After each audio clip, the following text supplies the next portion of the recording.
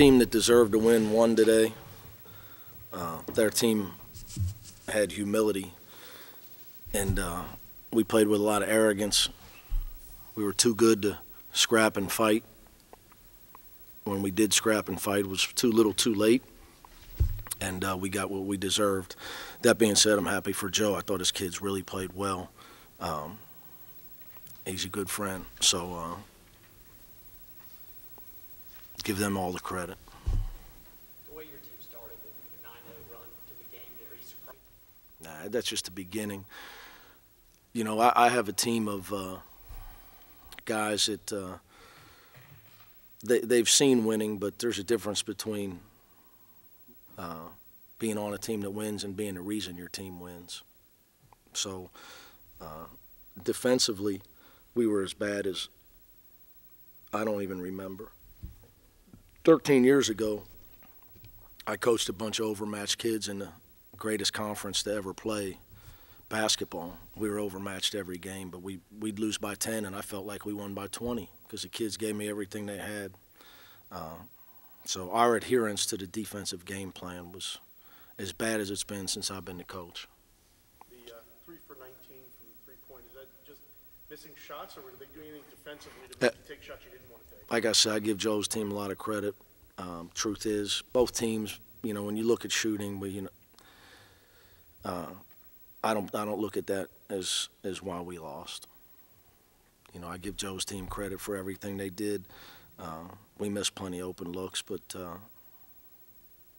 we lost the game because of our arrogance. When you're arrogant, you don't listen to the game plan. And you don't follow the defensive scouting report. Our defense was terrible. Terrible. We also had 15 turnovers. So, you know, winning on the road it requires toughness. You're going to get a team's best shot. I told our guys, everybody in this conference is looking for some payback on this group of guys. I know I would be. They found out today. They saw how excited Joe's team was to play against us. So hopefully we'll learn from it, because it's not going to get any easier. Nah, we had one practice. Nah, as a coach, you can do a lot of talking. You know, at the end of the day, Scott, you got to get your team to play with defense. You got to get your team to play with discipline. And our defensive discipline was as bad as it's been since I've been the coach. Period. Now, if I could elaborate on that, you know, guarding, letting shooters shoot, not doubling guys we're supposed to be doubling, things that we do every day, things that are the backbone, the reason that we have been so successful at Cincinnati. And if we can't do it, we will not be successful anymore. Talent's only a small part of why you win. Gardner was scoreless for quite a while, and then in the second half, he finally got going. So more than safe. It's hard to guard a guy standing at the foul line. Did you see the spacing from ECU coming, as far as like how they want to try to space you out on offense? They didn't do anything. You know, Joe does a great job. Like I said, he's a good friend. I'm happy for him. But I'm telling you, we didn't get the job done defensively.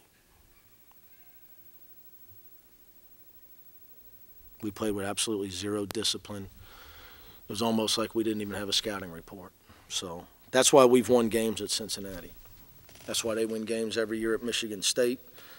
That's why they win games every year at Gonzaga. And if we don't learn how to play some defense and get our mind on what we need to get our mind on, we got a whole bunch of teams that are looking to send us home with losses. And I don't blame them after the last couple of years. So our guys got to grow up. I got to do a better job. I got to find some guys that will follow the defensive scouting report. That's my job. Right now I didn't get it done today because it was bad. Thanks, guys.